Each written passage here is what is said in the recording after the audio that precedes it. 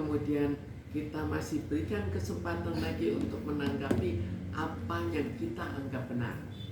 Jadi kita beritahukan ini kan keluarnya sebagai pengurus, kenapa kok hartanya diambil gitu, lalu dari mana, hukumnya di mana. Tapi sampai sekarang belum dijawab. Jadi kok tidak dijawab, artinya kan kita teruskan. Untuk batas somasi sendiri diberikan berapa hari, Bu? Sebetulnya kita berikan ini sudah somasi ketiga. Jadi masih diberikan kesempatan karena mereka mengatakan mereka mengikuti jalur hukum. Jalur hukumnya kalau dilihat mereka mengikuti proses bahwa ada proses hukum dalam arti kata ada akte notaris. Kemudian ada kesimpulan dari akte notaris, kemudian itu diteruskan. Tapi kalau saya menganggap kalau akte notarisnya salah, apakah itu prosedur hukum? Karena itu kita kembalikan untuk bertanya. Tapi sudah seminggu mereka tetap tidak menjawab. Terkait nilai kerugian sendiri yang kemarin sempat dibahas itu kan sampai triliunan ya, Bu, mohon maaf. Nah, kalau untuk dari tindakan atau langkah Bang Komarudin sendiri tetap maju untuk memproses atau seperti apa sih, Bu? Tetap maju untuk memproses. Jadi dari segi pengacara tetap beranggapan bahwa ini tetap bisa berhasil. Berarti masalahnya akan kebawa ke ranah hukum ya, Bu? Akhirnya ke ranah hukumnya. Untuk komunikasi sendiri ke pihak sana, ke pihak dari mertua Nikita Willy.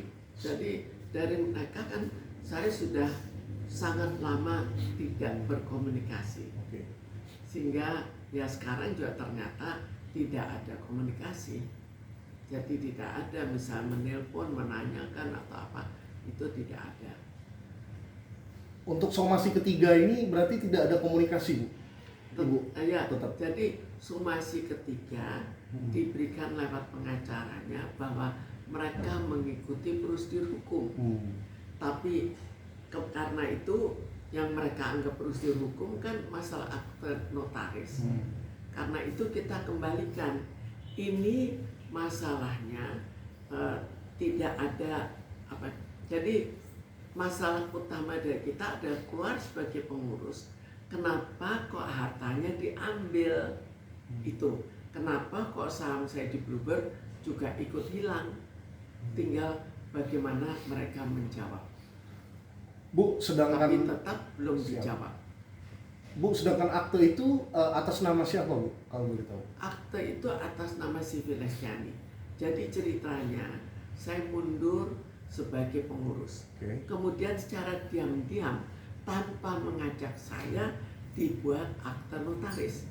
Di akte notaris itu harta saya dihilangkan. Itulah proses hilangnya harta saya. Berarti itu dibuat akte baru ya, Bu? Dibuat akte baru. Tapi saya tahunya juga sangat lama karena kan dalam suasana berkelahi terus. Jadi sebetulnya perkelahian yang terjadi di Bluebird itu cukup berat. Salah satu contoh yang bisa kita lihat adalah penganiayaan terhadap pemegang saham. Contoh lain yang belum saya kemukakan adalah masalah rencana penculikan terhadap saya. Yang lain lagi, kenapa penangkapan polisi ke saya hanya karena perbuatan tidak menyenangkan. Kok bisa? Tapi itulah fakta-fakta yang membuat situasi cukup mengerikan. Karena cukup mengerikan, dengan sendirinya saya tidak semudah itu untuk bertengkar karena bisa menyangkut nyawa. Berarti ada ancaman dari penculikan juga. Ancaman penculikan itu dikemukakan oleh penculiknya. Jadi penculiknya akhirnya kecewa. Setelah 1 tahun tidak berhasil, mereka dipecat. Padahal gajinya tinggi sekali. Tapi mereka mengatakan, kita kan sudah berjuang dengan segala risiko. Kenapa begitu mudah dilepas? Kemudian mereka membuat suatu pernyataan di depan notaris, sudah cukup kuat atau tidak, dan ada notulen rapat lagi. Itu ada notulen rapatnya dengan segala target apa. Kalau tahu targetnya mungkin akan kaget, tapi nanti itu belakangan kita kemukakan supaya bisa sekaligus kita bongkar apa yang terjadi. Bu, Ya. kalau boleh dipercepat untuk masalah ini akan lari ke ranah hukum, itu kapan Bu sama Bang Komarudin kalau boleh? Saya anggap secepatnya, jadi mungkin dalam 1-2 minggu ini. Bu, tapi untuk komunikasi dari pihak pengacara sendiri hanya sebatas mengikuti prosedur hukum saja, tidak ada lebih pembahasan lain seperti itu. Jadi pertama mencoba untuk berdamai. Tapi kok kita lihat orang-orang kaya yang melakukan suatu kesalahan, mereka biasanya tidak mau damai. Karena apa? Karena mereka masih punya satu jalan keluar yang sangat mudah, yaitu lari ke luar negeri. Kan cukup banyak kan, coba kita lihat. Jadi mereka tetap banyak di antara konglomerat mencoba untuk misalnya membayar hakim, tidak berhasil, lari ke luar negeri, kan aman. Bu, terkait tadi kan Ibu bilang sempat mengundurkan diri dari kepengurusan. Pengurus. Iya. Saya sebagai wakil direktur, saya minta mundur. Saya bukan lagi wakil direktur. Tapi kenapa kok harta saya diambil gitu? Kenapa kok dianggap sama?